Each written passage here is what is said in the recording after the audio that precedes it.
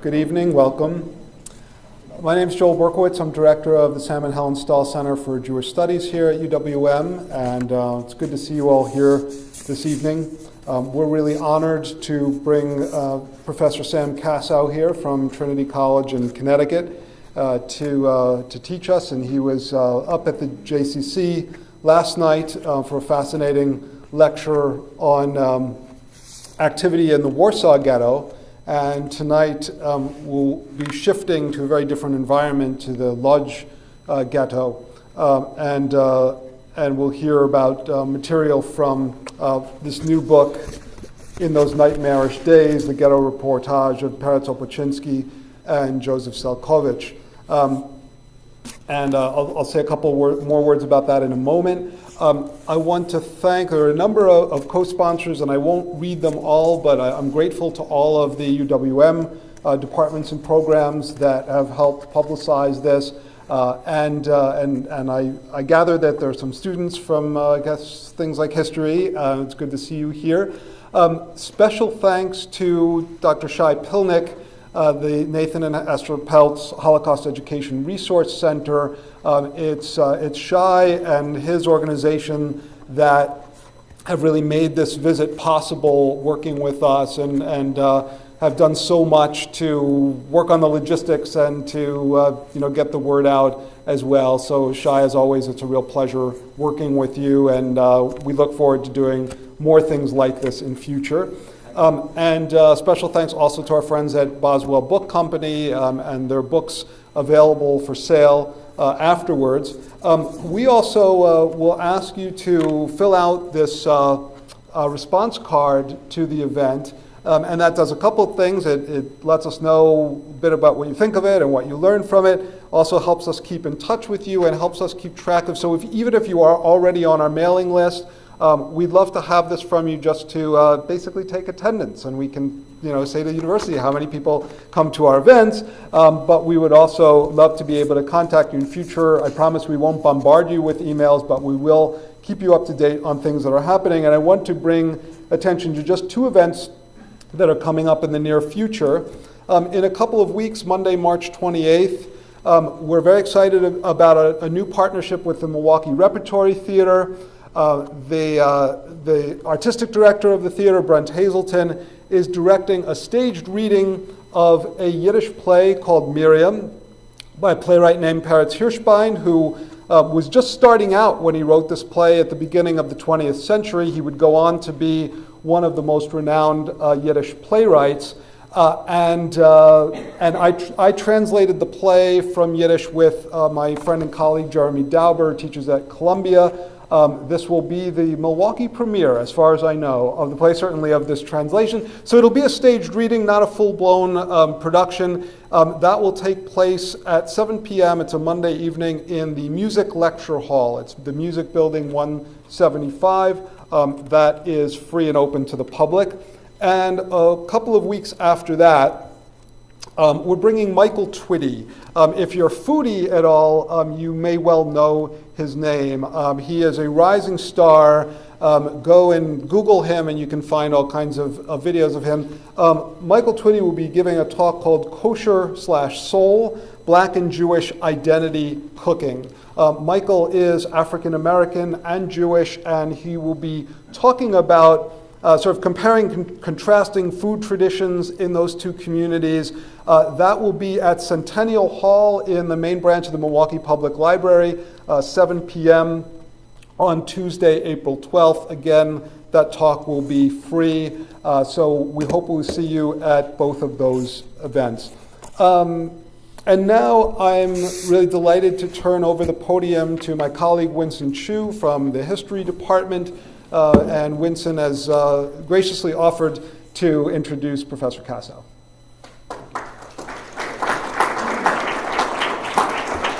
Good evening, all. It's my pleasure today to introduce Professor Samuel Kassow, who is the Charles Northam Professor of History at Trinity College. And if I have this right, he actually got his BA from Trinity College.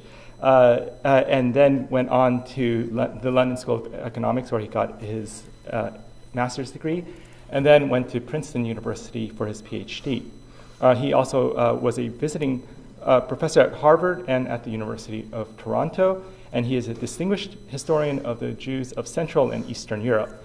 Some of his major publications include Students, Professors, and the State in Tsarist Russia, 1884 to 1917, The Distinctive Life of Eastern or East European Jewry, currently also being revised.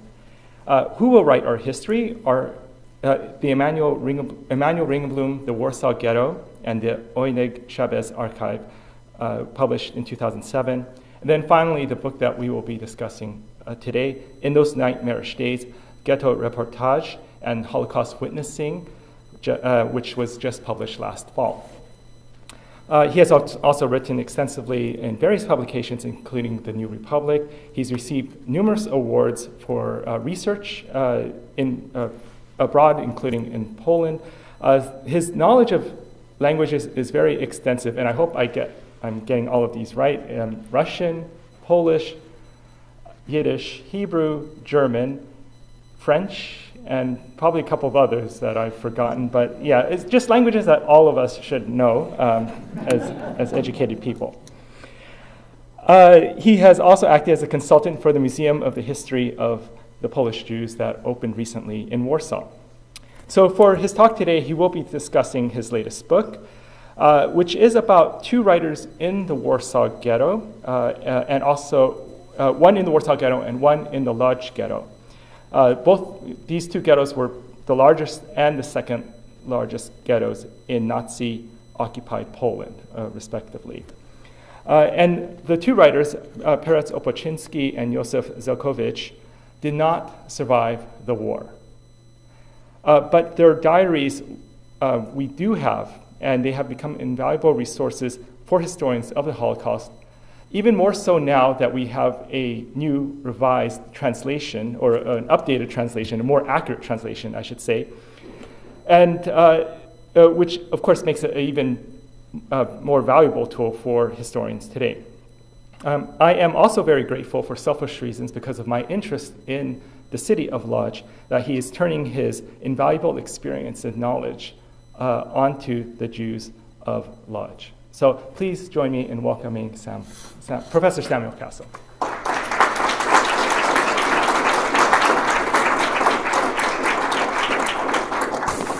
So good evening, and thank you all for coming. Thanks for that nice introduction. And I want to thank Professor Berkowitz. I want to thank Dr. Pilnick for inviting me. And I'm here to talk about two largely forgotten journalists, Józef Zelkowicz and Perec Opoczyński, and the Ghetto Reportage that they wrote. These ghetto writings, Zelkowicz in the Lodz Ghetto, Opoczyński in the Warsaw Ghetto, might have vanished forever. But they survived because Zelkowicz and Opoczyński worked in organized ghetto archives that encouraged them to write and that hid their manuscripts. Perec Opoczyński was a member of the secret Oyneg Chavez Archive, organized by Emanuel Ringelblum in the Warsaw Ghetto, while Józef Zelkowicz was one of the leaders of the Lodz Ghetto Archive. As Rochel Auerbach, a survivor of the Ringelblum Archive, commented after the war, the archives had much better luck saving documents than saving people. Only 3 of 60 survived from the Oyneg Chavez Archive, while of the 15 or so staffers of the Lodz Ghetto Archive, there was only 1 survivor. Perec Opoczyński was probably murdered in Treblinka in January 1943, along with his wife and child. Józef Zelkowicz was killed in Auschwitz in August 1944 during the final liquidation of the Lodz Ghetto. These writings are important for many reasons. One goes to the question, which I discussed last night, who will write our history, the title I chose for my book on Emanuel Ringelblum. The Germans thought they would win the war, they would write the history of the Jews, and as the eminent Jewish historian Isaac Schipper said to a friend in the Majdanek camp, what we know about murdered peoples is only what their murderers care to say about them. Should our murderers be victorious, should they write the history of this war, our destruction will be presented as one of the most beautiful pages of world history. And Jews in the ghettos knew what the Germans intended to write. And they were determined, like the writers in the secret ghetto archives, to do all they could to ensure that even if they themselves died, the time capsules of documents that they buried would enable the memory of Polish Jewry to survive. That Polish Jews would be remembered on the basis of Jewish and not German sources, and that they would be remembered as individuals and not as faceless victims. The ghetto archives encourage many kinds of different writing: diaries, essays, poetry. And one of the most important genres was reportage. Artfully narrated, factually truthful description of the microcosms of ghetto life. Before the war, reportage was a mainstay of the Polish Jewish press, a virtual travelogue or roadmap that deciphered the tumultuous diversity of Polish Jewry, 3.5 million strong. Shtetl dwellers wanted to know what was happening in the city and vice versa for urban Jews. Everybody loved to read gossip about Hasidic rebbes or prominent politicians.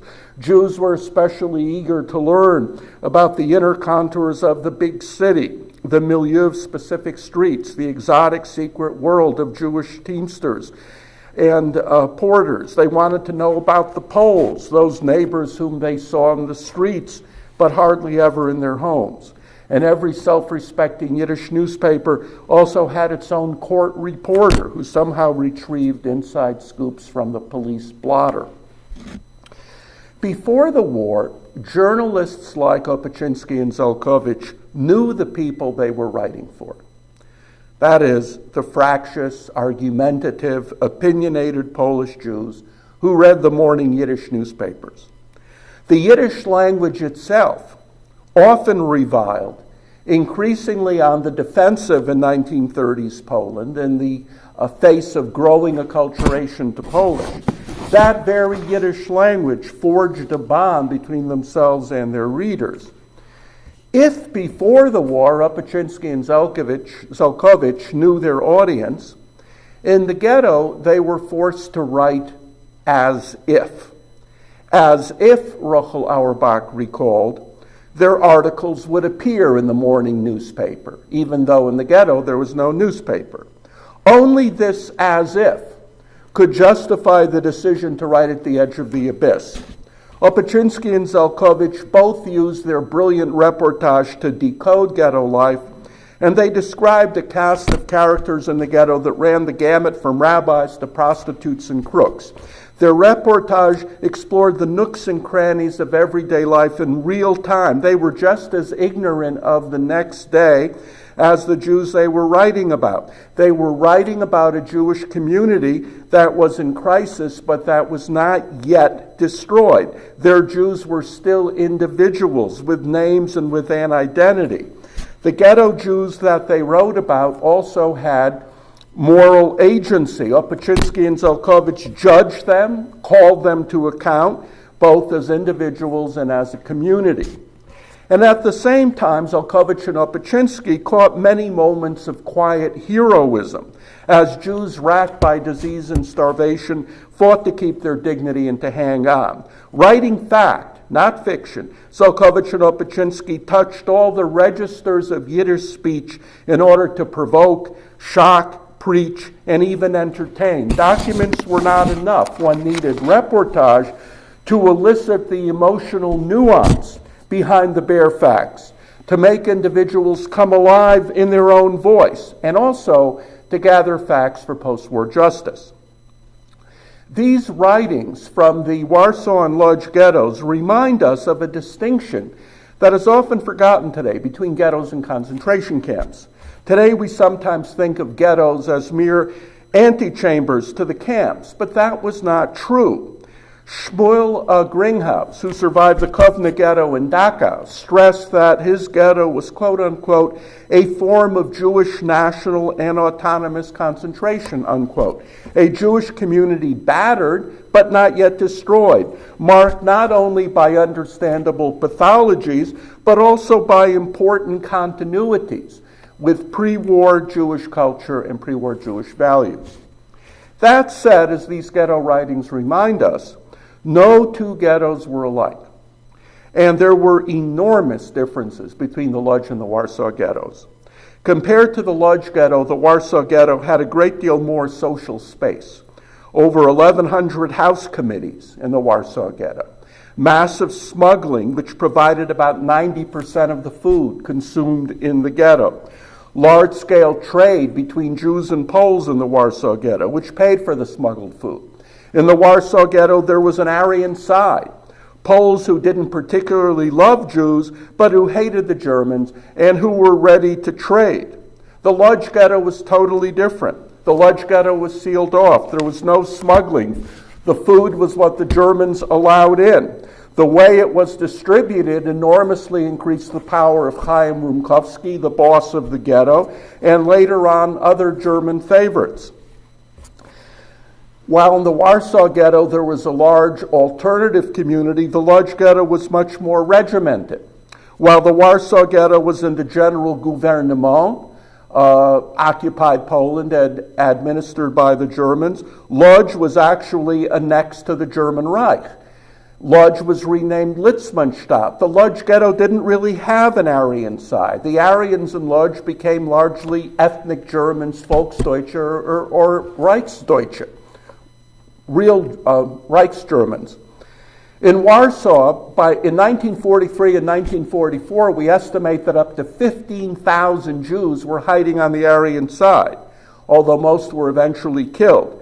In Lodz, you could probably count on the fingers of two hands the number of Jews who were hiding out in the Gentile parts of the city.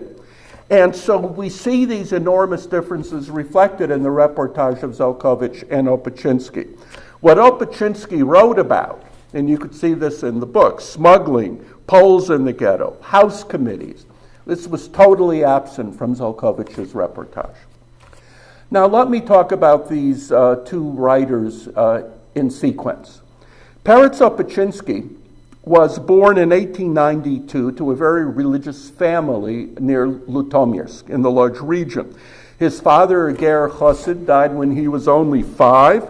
Family poverty forced him to leave home, study in distant yeshivas, starve, sleep on synagogue benches. His mothers and sisters dreamed that he would become a rabbi, but he shocked them and became a shoemaker. By this time, he had broken with the Gerer Hasidim, the Hasidic dynasty of Ger that he was raised in, and he'd broken with organized Orthodoxy, although he remained observant for most of his life. And his contempt for the Hasidic establishment would remain an important theme in all of his later writings. In the turbulent and heady times before 1914, Opaczynski found a new passion, Hebrew and Yiddish literature and theater. Yitzchak Lebush Peretz, the great Yiddish writer, and Shin Ansky, another great writer, were calling for a new modern Yiddish secular culture that would transform the Jewish people by integrating Jewish tradition with the best ideals of the European Enlightenment. For young Jews like Opaczynski, this was like a dream come true. He hung on the walls of his room pictures of Shalom Aleichem and Peretz. In World War I, he was drafted into the Russian army, captured, spent 4 years in a Hungarian prison camp. After the war, he settled in Lodz, married, and became active in Yiddish literary circles, even though he continued to be a shoemaker in his day job. He also joined the Right Poelei Zion, the Right Labor Zionists. In 1935, his 2 children became sick and died. Deeply depressed, he moved to Warsaw with his wife and edited the party's newspaper, the Right Labor Zionist newspaper, Das Neue Wort. The Right Poelei Zion, yesterday I talked about Emanuel Ringelblum and the Left Poelei Zion, and then the Left Poelei Zion split between the right Left-Polizeium and the left-Left-Polizeium, but the right Polizeium combined Zionism with diaspora populism, and it embraced both Hebrew and Yiddish. Just as Opatchinsky revered Joseph Chaim Brenner, one of the giants of modern Hebrew literature, he also venerated the Yiddish writer Sholem Aleichem. Opatchinsky's politics owed as much to populist instinct as to ideology, as can be seen from a revealing pre-war article he wrote on Sholem Aleichem's great character, Tevye del Milchigel, Tevye the dairyman. And Opatchinsky wrote in the 1930s, you know, Jewish politicians and leaders have much to learn from Tevye, from, quote unquote, his integrity, his respect for both religious and secular sources. Sein derech Eretz fahren Sefer und fahren Buch. This deserves an original Yiddish quote. Sholem Aleichem's faith in ultimate justice, Yosha, and his faith in honest human labor. And then Opatchinsky went on to lambaste the facile leftist ideologues who were not a scarce commodity in pre-war Poland, who used Tevye as a political foil.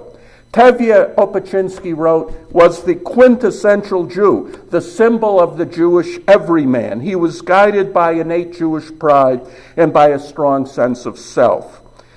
Tevye did not need intellectuals to tell him how to live. In 1938, Opatchinsky's sister Rena visited from the United States, and she left a valuable memoir about her brother. She was shocked by what he saw. He lived in terrible poverty on Volinska 21, in the middle of a wretched slum. He refused to take money from his American sister. He sought no fame or recognition, and he got very little. He saw writing as a sacred mission, a calling, and not a career. But there was also some good news. Opatchinsky and his wife rejoiced at the birth of a new son, Danchik. And as his sister recalls, he doted on the child and showed him off at every opportunity. In the Warsaw Ghetto, Opatchinsky got a job as a ghetto mailman. But the pay was miserable, and survivors of the ghetto remembered him as frail, tired, with feet swollen from hunger. But he refused to despair. He remained an active party member and a community activist. He was a leader of his house committee on Volinska 21. He was very much part of what the historian Lucy Davidovitz called the alternative community of the ghetto, which saw itself as the true voice of the Jewish masses and which despised the Jewish police and the Judenrat, the Jewish council. The Oynik Shabbos Archive recruited Opatchinsky and helped him with small stipends and with medicine when he got sick with typhus.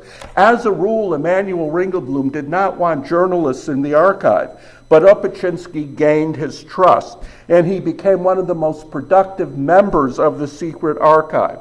And while other writers in the archive, including Ringelblum and Abraham Lewin and others, focused on the Jewish intelligentsia, Opatchinsky wrote mainly about Amcha, about ordinary Jews, often evoking the literary templates of Sholem Aleichem, Sholem Asch, and Itchamar Weissenberg.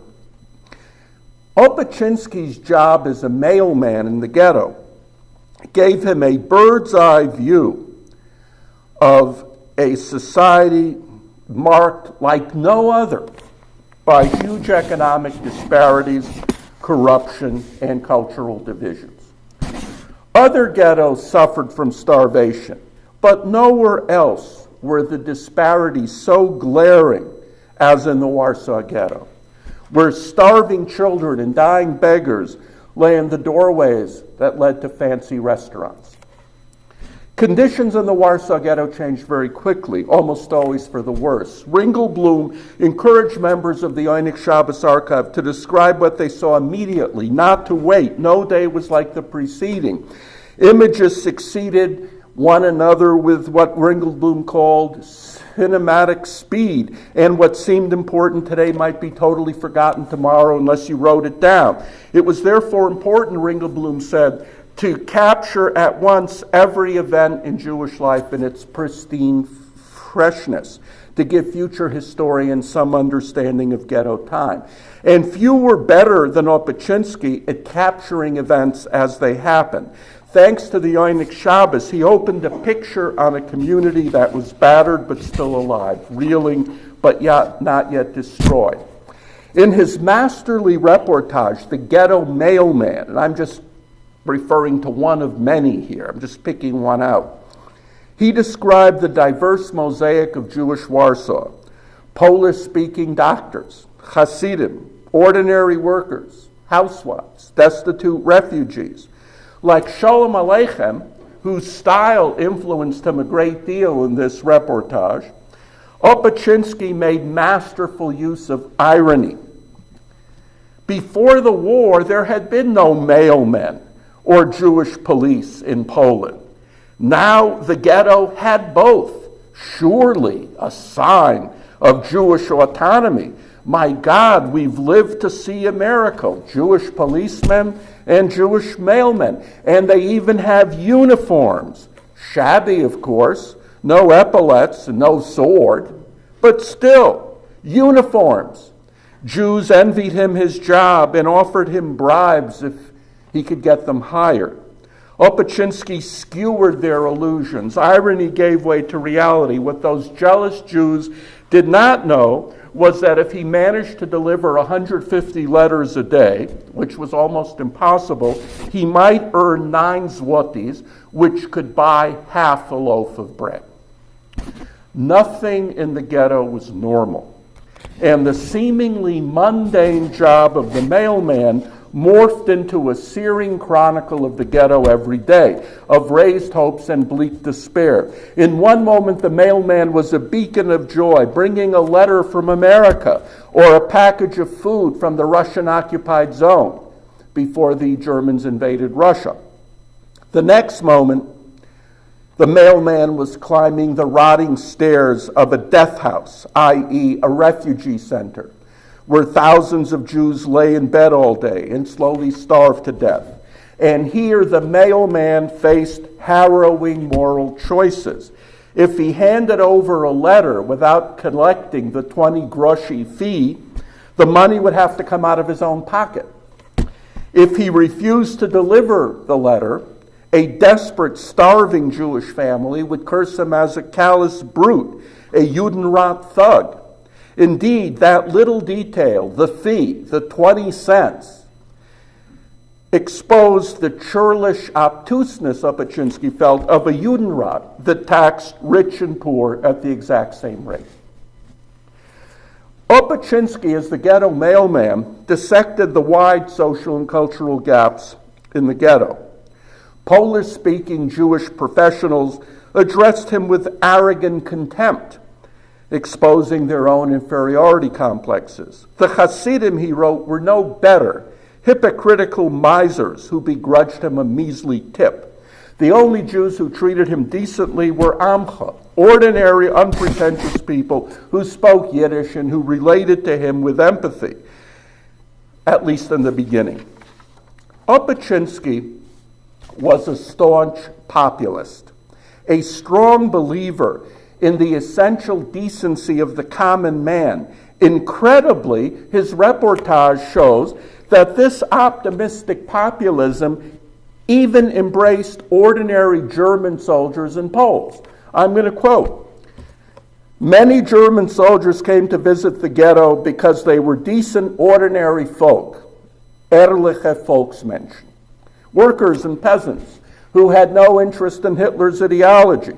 They would come to the Jewish street markets and talk to the Jewish traders in German, and the Jews would talk in Yiddish. Like common people everywhere, they began to feel comfortable with one another and even began to say what they thought of Hitler and his gang." While some ghettos, Vilna or Kovna for instance, functioned almost entirely in Yiddish, in Warsaw the tension of language exacerbated existing social disparities. Opatchinsky made no secret of his own disgust with a corrupt clique of Polish-speaking Jews who ran the post office as their own private fiefdom.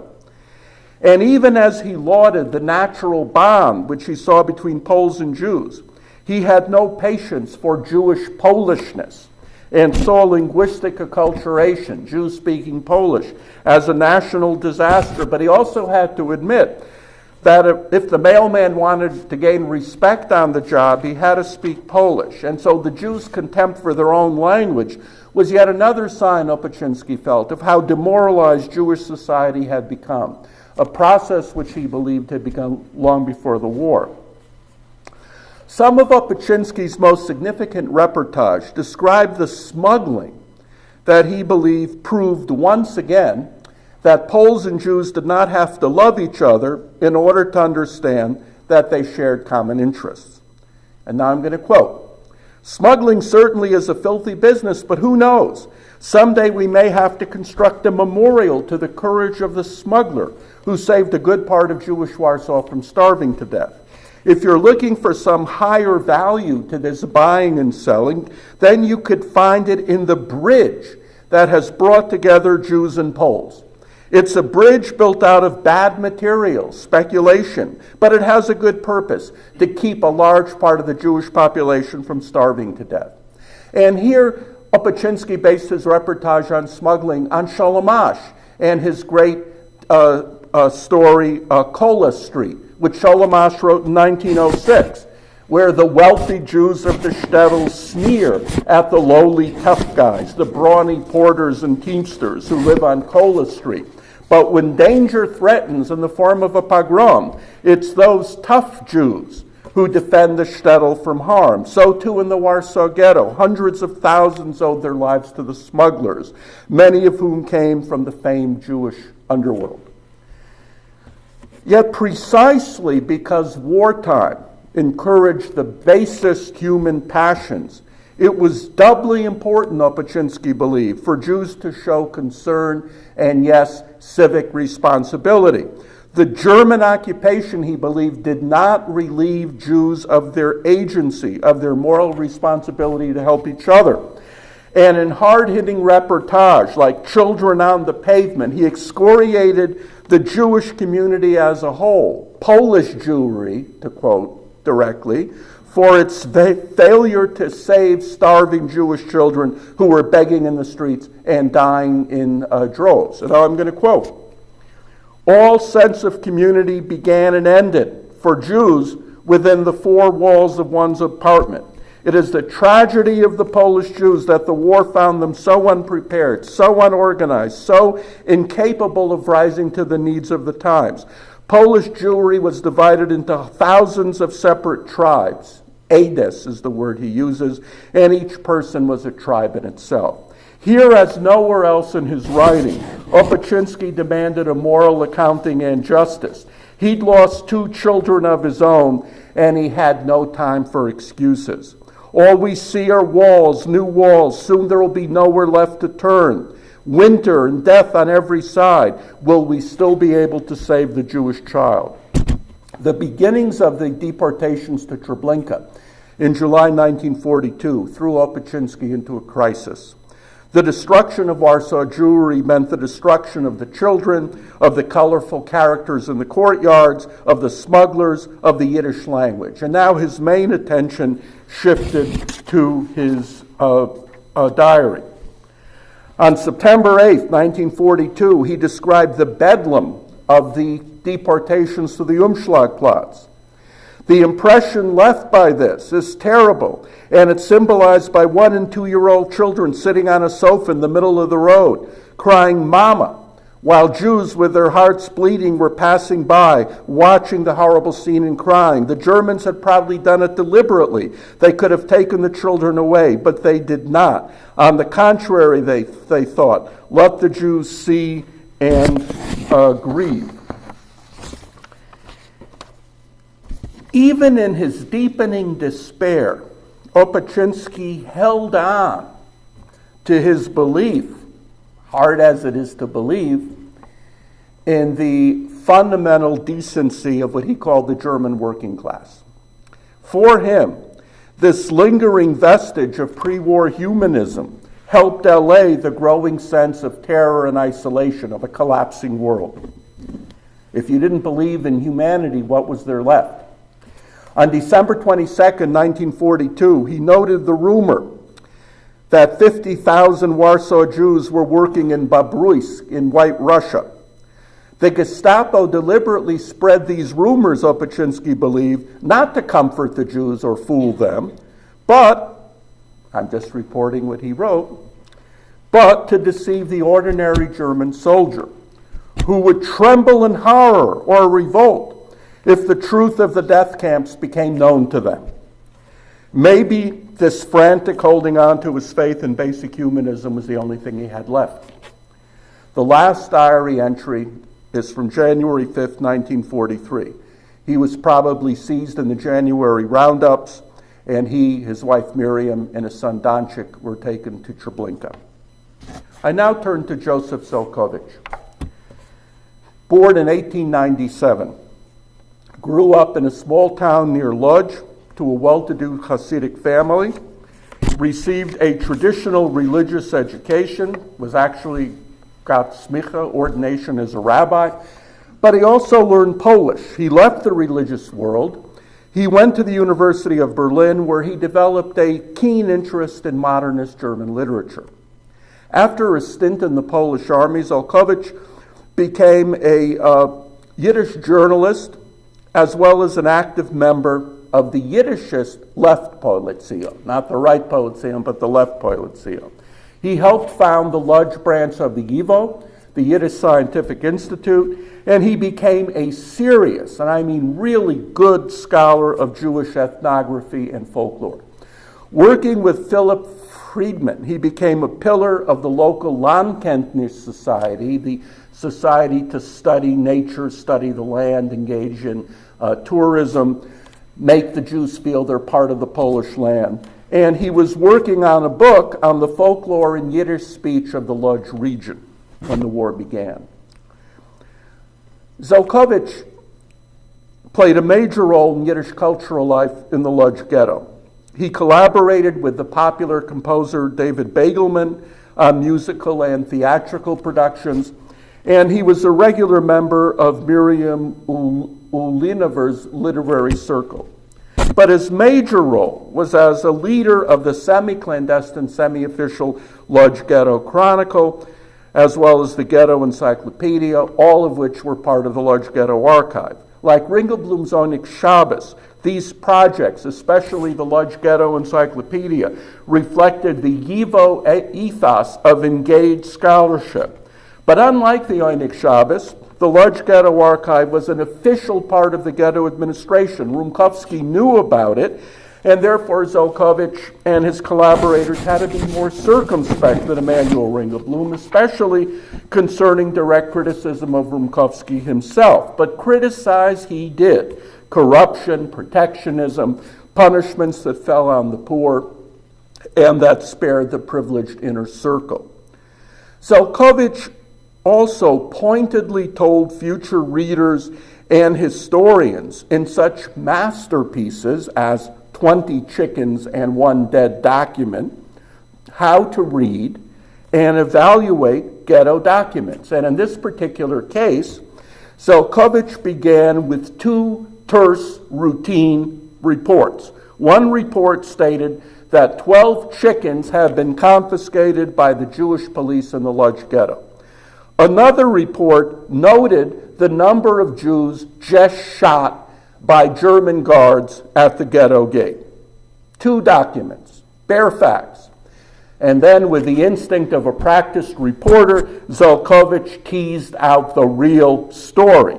A guard at the ghetto fence, a low-life Pole who had become a Volksdeutsche, an ethnic German, had made a deal with his former Jewish employer to smuggle hens into the ghetto, sell eggs, and make a lot of money. The deal went bad. Furious, this guard, Janek, who now turned into Johann, shot 24 random Jews, 2 for every chicken he was not paid for. And now I quote Zelkovich.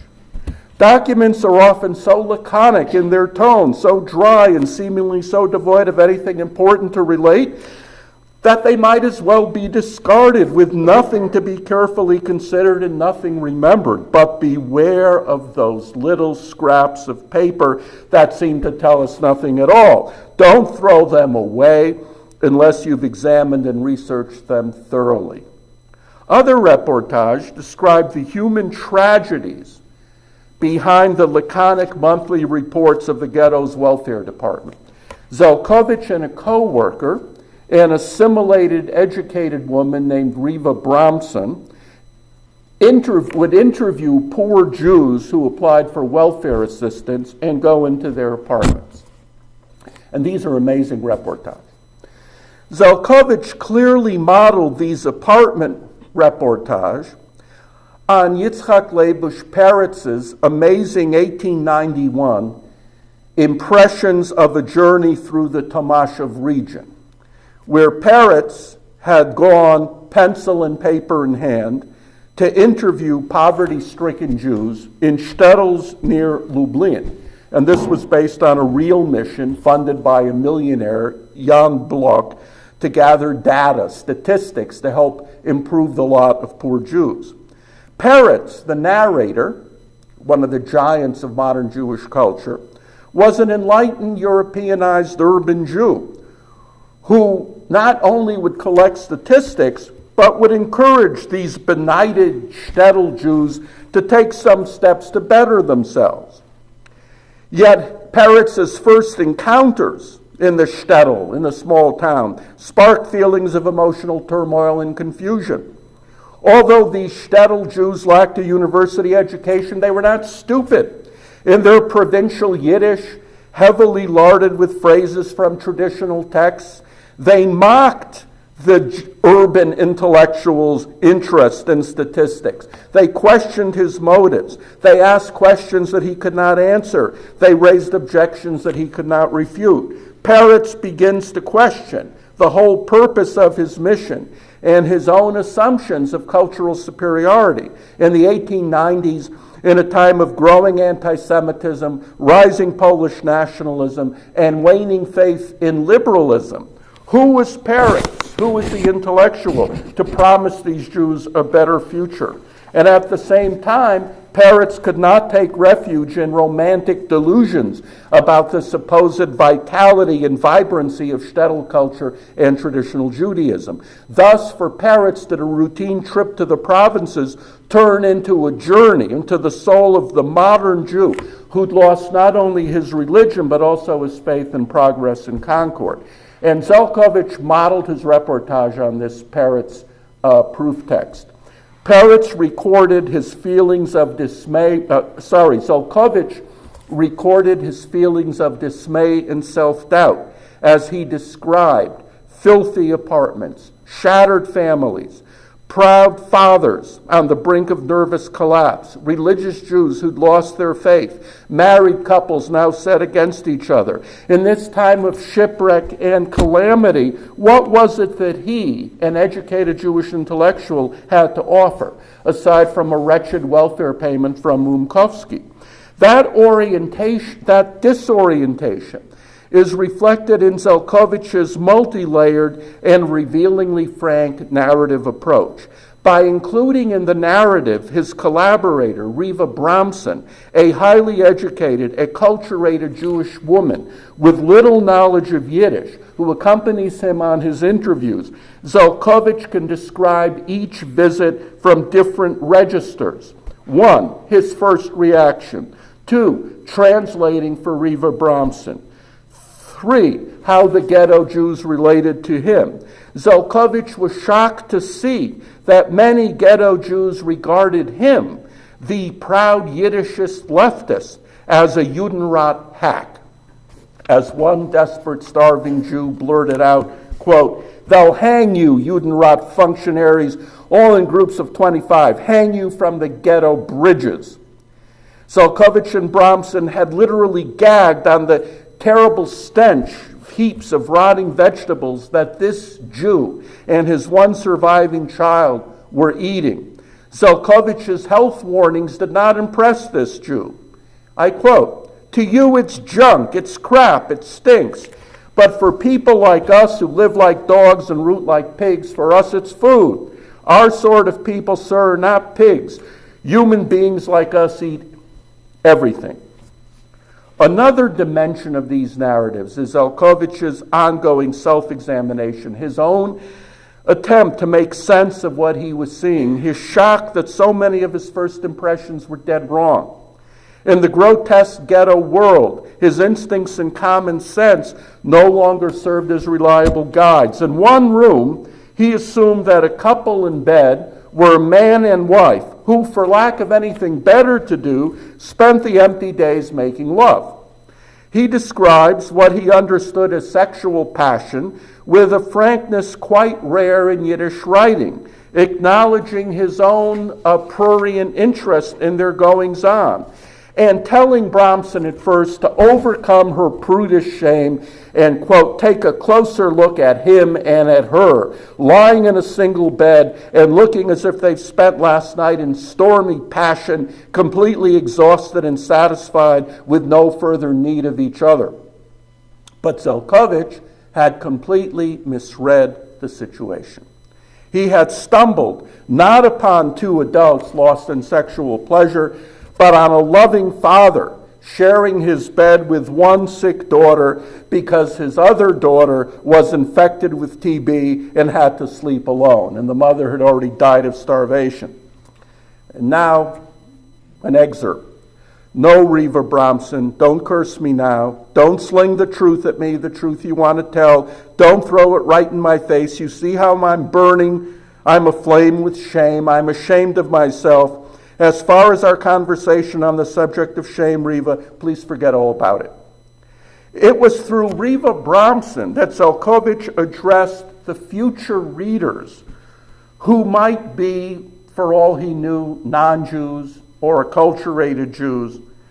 For how could individuals who had never been in a ghetto understand it?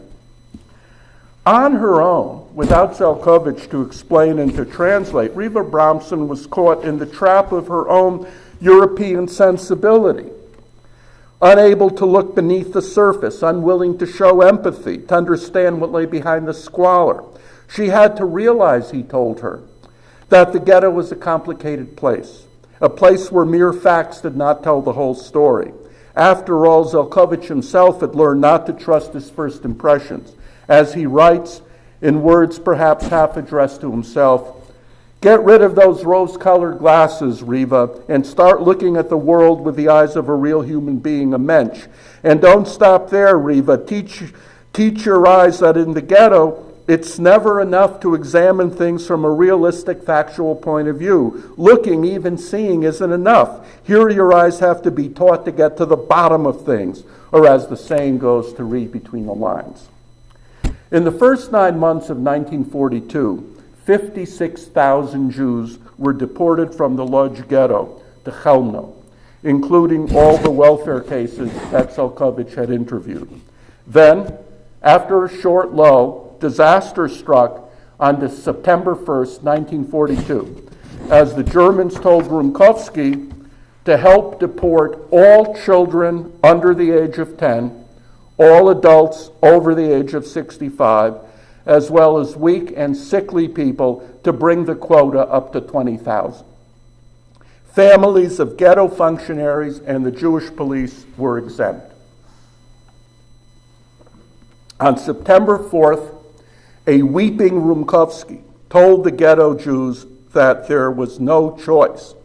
They had to hand over all children under the age of 10.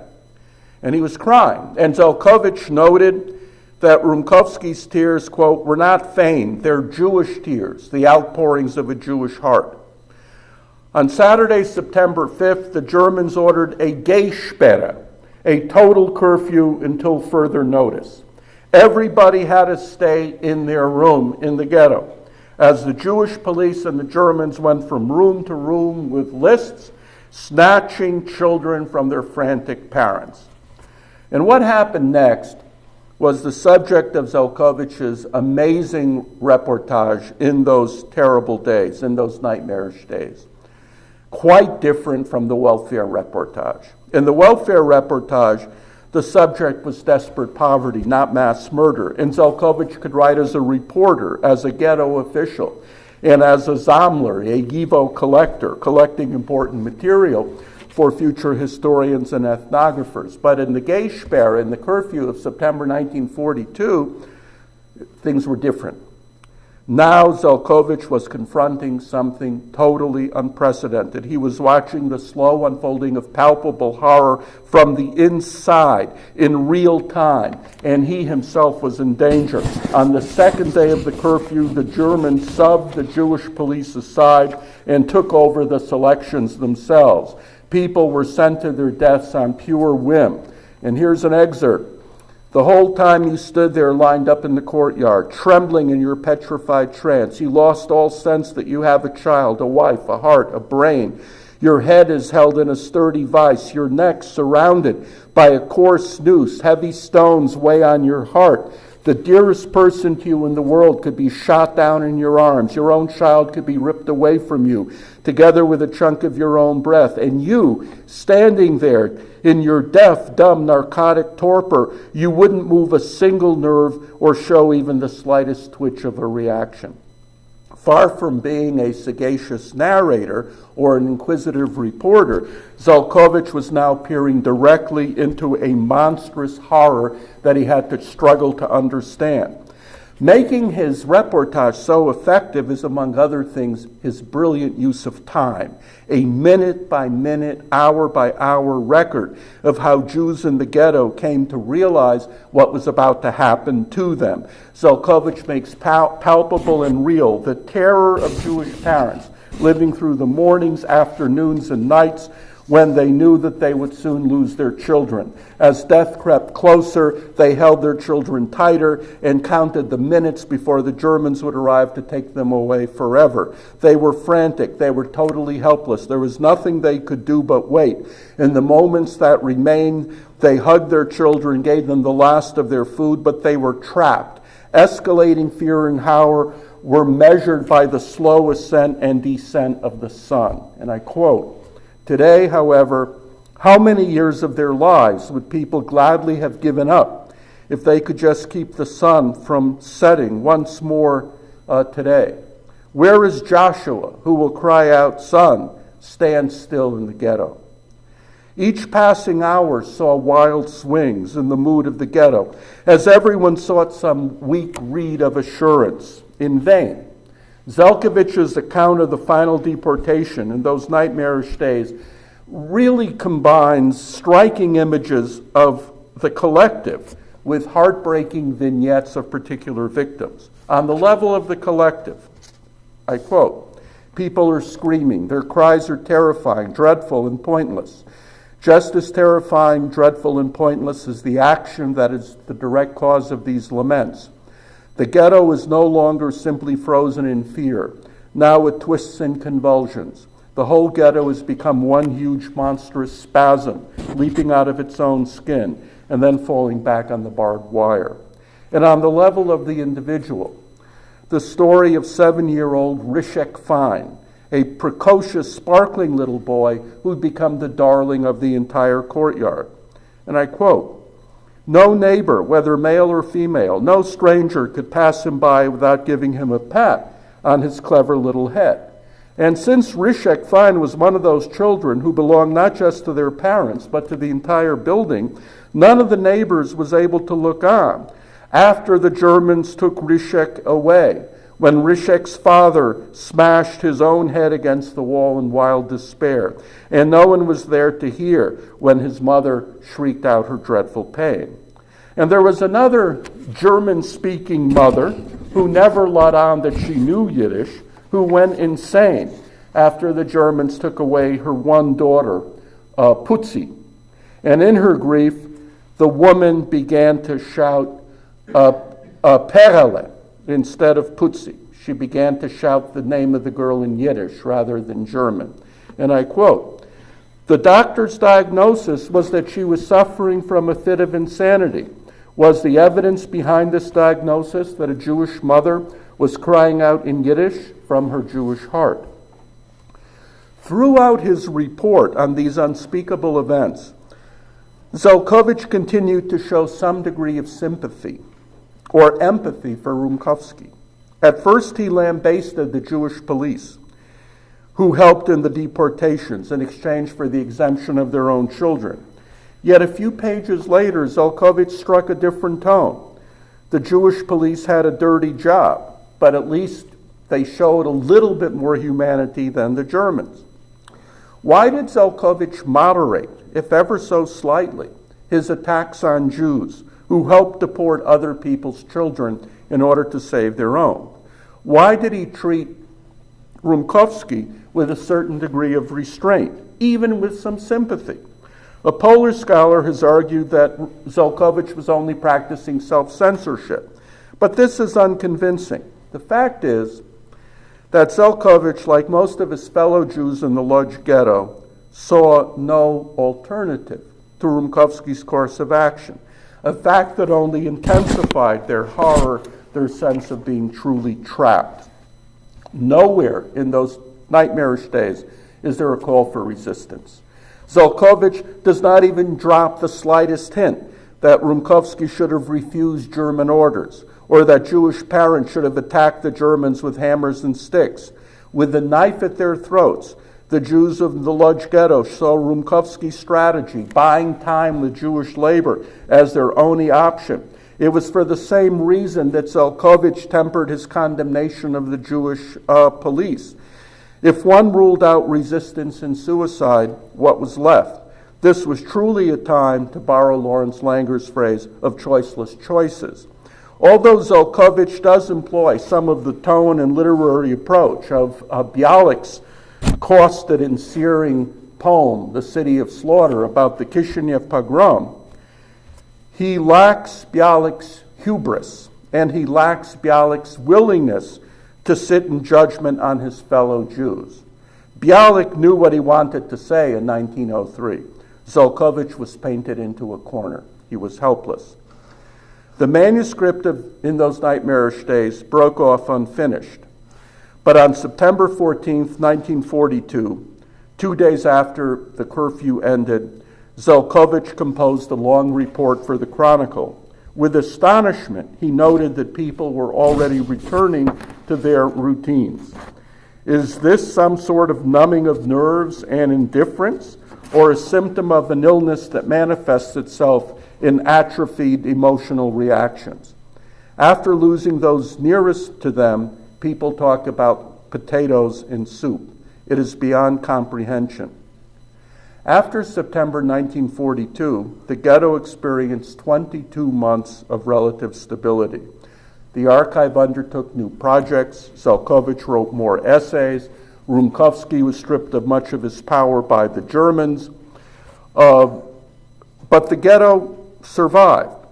And it survived until August 1944. And we can only guess what would have happened had Hitler been killed in the bomb plot on July 20th, 1944. Would 70,000 Jews in the Lodz Ghetto have then survived? What would they have said about Rumkowski? The Red Army was only 60 miles away, but the days of the Lodz Ghetto ended in August 1944. Those 70,000 Jews were deported to Auschwitz, where most of them were gassed, including Joseph Zelkovich. I felt that I had a real responsibility to preserve the memory of these two forgotten Jewish writers.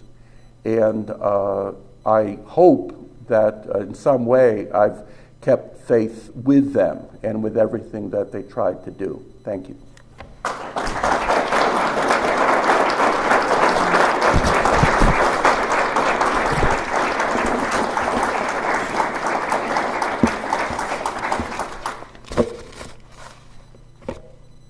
Questions?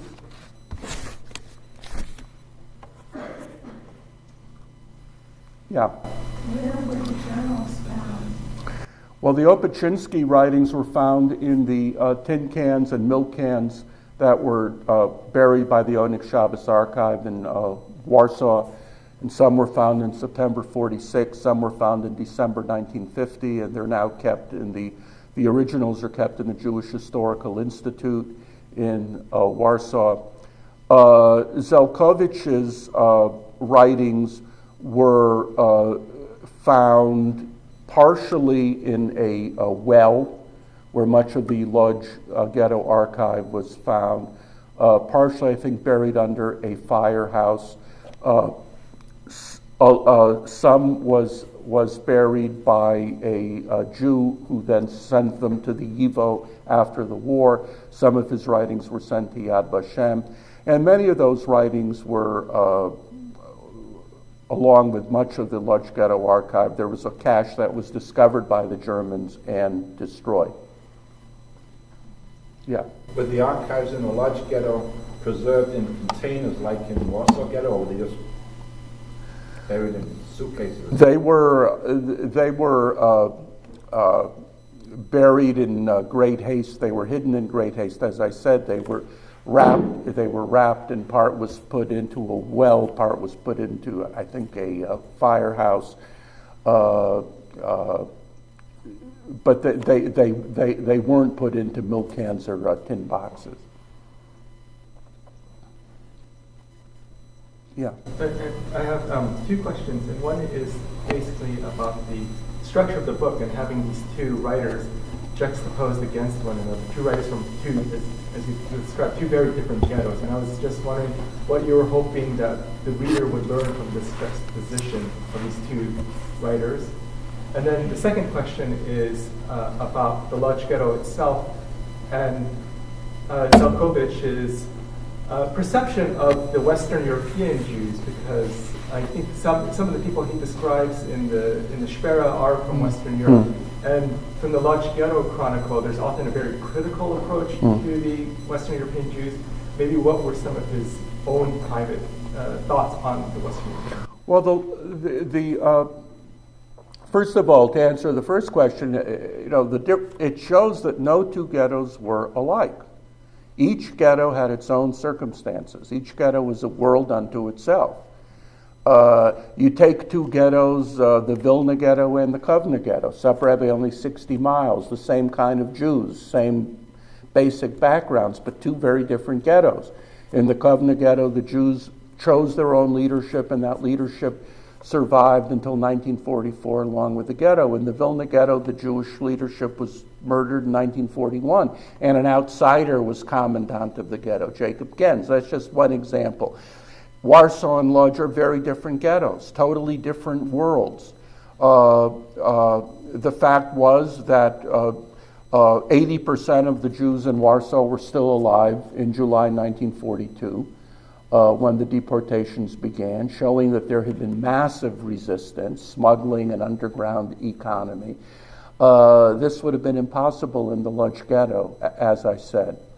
Now, in terms of there's something else, which, to answer your second question, one of the peculiarities of the Lodz Ghetto was the large number of Jews who were deported into the Lodz Ghetto in October 1941 from Germany and from the Protectorate. So you had Central European Jews dumped into the Lodz Ghetto. And in no other ghetto did you have such direct confrontation between Jews from Central Europe and Yiddish-speaking Jews from Eastern Europe. And many of the results were predictably unfortunate. In Zelkowich's writings, there's a mixed picture. On the one hand, he became very close to two German-speaking Jews, Oskar Singer and Oskar Rosenfeld, who were leading lights in the ghetto archive. On the other hand, if you look at his reportage, some of his descriptions of German Jews are very uncomplimentary. A German Jewish mother who looks down on Polish Jews and said, if the law says I have to give up my daughter, I'll give up my daughter, because we German Jews know what it means to obey the law, not like you Yiddish-speaking Polish Jewish rabble. And she threatened to inform on any parents who wanted to hide their child. On the other hand, there were vignettes of German Jews that were very complimentary. So Zelkovich tried to convey an honest picture and a mixed picture of what was actually going on. Now, most of those German Jews were sent to Chelmno in May 1942. But by and large, the story of the coexistence of the Jewish tribes in the Lodz Ghetto is not a happy one, nor could it be. What happened to Gronkowski in the end?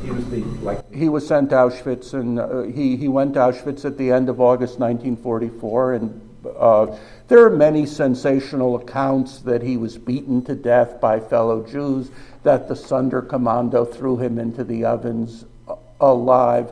What really happened is that he was simply 2/3 of the Jews who arrived in Auschwitz were selected to be gassed, and Rumkowski was among them. And I knew a man from West Hartford, Mr. Scheinfarber, who was in the railroad car that went to Auschwitz with Rumkowski. And so he arrived in Auschwitz with the mighty Chaim Rumkowski. And Rumkowski was simply selected to the gas chamber. Yeah. So when Zelkovich and the other Jews were shipped to Auschwitz, was there any awareness that the Russians were moving in, they were so close, or was there just, they had no idea? Well, the Lodz Ghetto was very sealed off. It was very sealed off, but there were secret radios in the ghetto. Although there were informers who were run by the German criminal police that were very effective. That said, there were secret radios, and people had a basic idea of what was happening on the front. People knew the Russians were getting close. And Rumkowski's whole strategy was to buy time. And because of various reasons, that strategy worked for a while. Because Lodz was in the Reich. You had Albert Speer, who understood that the Lodz Ghetto was out of range of Allied bombers. The Lodz Ghetto had become a major source of production of boots, uniforms, basic soft equipment for the Wehrmacht. By 1943, there were 117 factories in the Lodz Ghetto. 95% of the Jews in the Lodz Ghetto were working in those factories. And when the Germans began to deport Jews from the Warsaw Ghetto, Adam Chernyakov, the head of the Judenrat there, committed suicide. He said, "I'm not going to be part of the murder of the children of my people." And Rumkowski cried, and he said, "This is terrible," but he said, "Jews, give me your children." And what Rumkowski basically said is, Chernyakov killed himself, and what difference did it make? And while there was a great deal of hatred of Rumkowski, and Rumkowski in many ways was a very unsavory character, Jews in the Lodz Ghetto at the same time kind of understood that this man, that they're better off with him alive than with him dead, that he knew how to deal with the Germans. And when he was arrested in December 1943, the ghetto held its collective breath until he was released. Now, it's not that people liked Rumkowski. They didn't. But they understood. Nobody had any better idea. So all these people that criticized Rumkowski after the war, and I'm not defending him, I'm just trying to lay things out here. Like you had Bundists, members of the Socialist Bund, who criticized Rumkowski. But when deportations to Chelmno resumed in June 1944, the Bundists, the labor Zionists, the writers, the actors, they all went to Rumkowski with lists of people that they wanted exempt from deportation. And Rumkowski exempted them, but those people handing over the list knew that somebody else was going to have to take their place. So in other words, they put you in a position where there were no choices except to kill yourself, which Rumkowski didn't do. So he eventually, and his luck ran out, but if Hitler had been killed by the bomb, you would have had 70,000 Jews alive in the Lodz ghetto. And then, the fact is that the largest number of survivors of any ghettos are from the Lodz ghetto and the Kovna ghetto.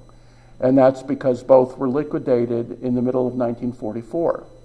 And at that time, the Germans really were selecting a few more people for forced labor.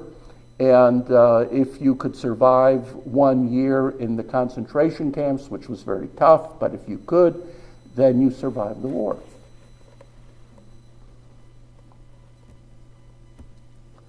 Thank you very much.